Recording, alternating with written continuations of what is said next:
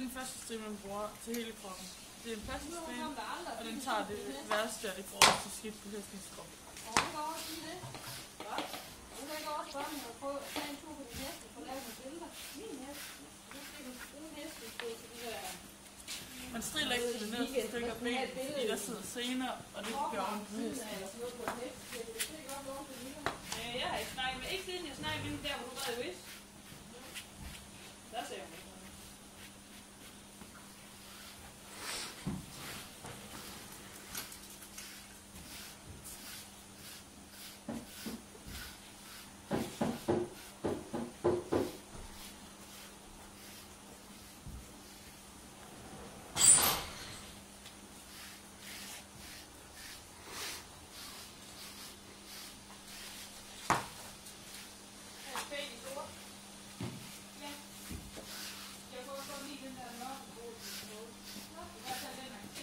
Det er den stril, man bruger som nummer 2. Det er en hård stril, eller en stril med hårde børster. Den bruger jeg især også til de nederste dele af benene, for at få det værste skidt af, der sidder dernede.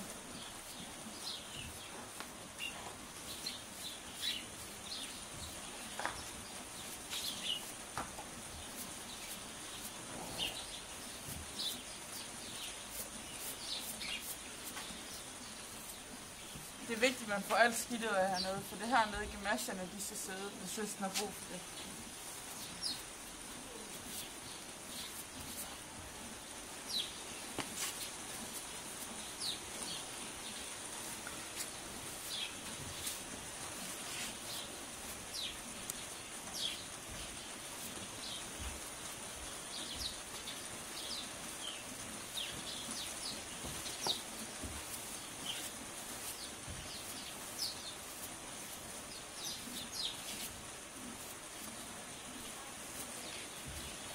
Den hårde plastikstril kan man også bruge til at remme ind og halen.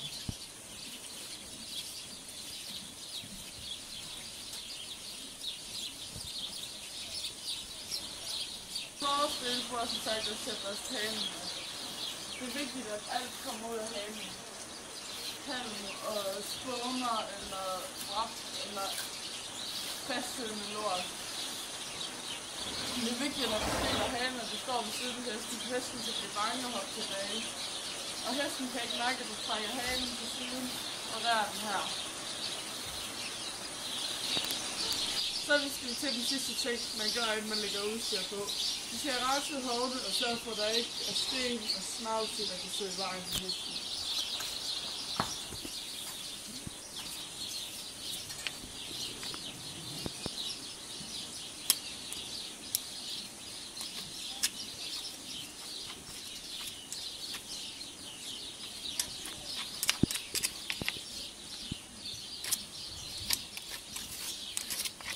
Så gælder det om at få børstet ballen herinde og skåle den ordentligt, for ellers så kan der gå bakterier i, og så kan der se sig mug, og det kommer til at gå ondt på hesten.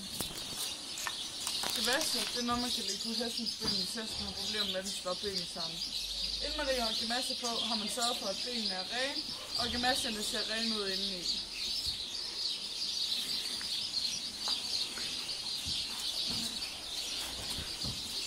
Masken spændes, så der stadigvæk er plads til en finger herinde, men at de sidder fast, så de ikke glider frem og tilbage, når man ruller på dem. Når man lægger gemasjerne på, er det vigtigt, at man lægger dem rigtigt. Velcroet og spænden skal sidde for uden en hest og give den gemasje på, så er klar til at lægge sadlen på. Man har sikret sig, når man lægger sadlen på, at underlaget ikke er fyldt med gamle snavs og sten, småsten, som kan irritere hestens ryg.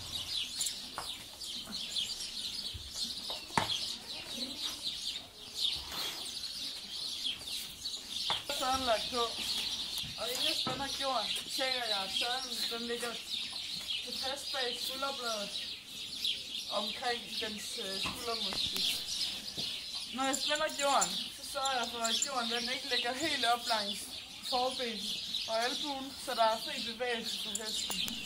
Når jeg spænder jorden første gang for at friskære sadlen, så spænder jeg ikke jorden så meget, for hesten kan vende sig til den. Inden man går ind i ridhallen, og inden man stiger op, spænder man jorden, eller tjekker den en ekstra gang.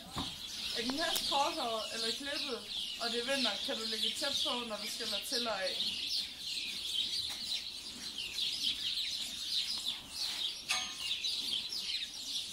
Inden jeg lægger trænsen på min hest, skal jeg sørge for, at den er ren i hovedet. For at jeg får bedst mulighed for at spille den hele hovedet, lægger jeg griben ned over halsen på den.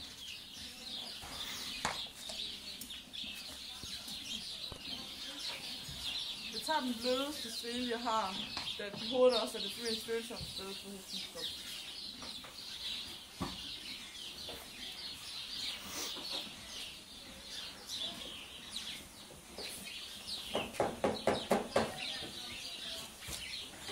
Det er ikke alle heste, der er lige glade for at blive strilet i hovedet, så derfor gør man det lidt med omhu.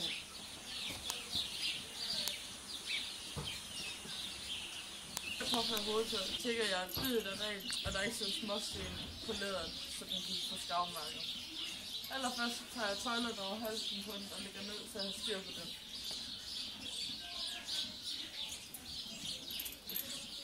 Så gør jeg klar til, at den kan få bidet i munden, og lader som om det er en god tid.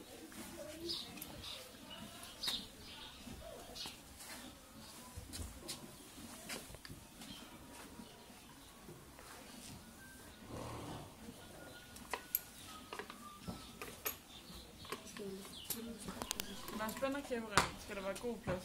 Jeg skal cirka kunne have en knytten af mig. Næsebånd er vigtigt, at det sidder inden for bidet. For ellers, hvis det sidder udenpå, er der ikke nogen virkning i, at du tager i tøjlen.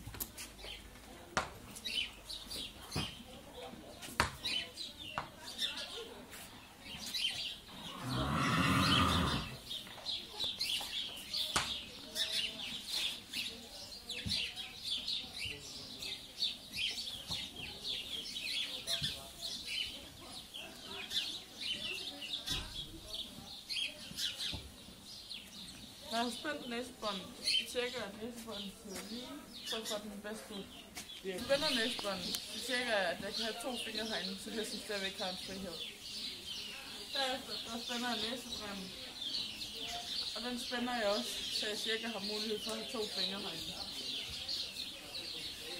Så er den nede igen. Så er vi klar til at øve.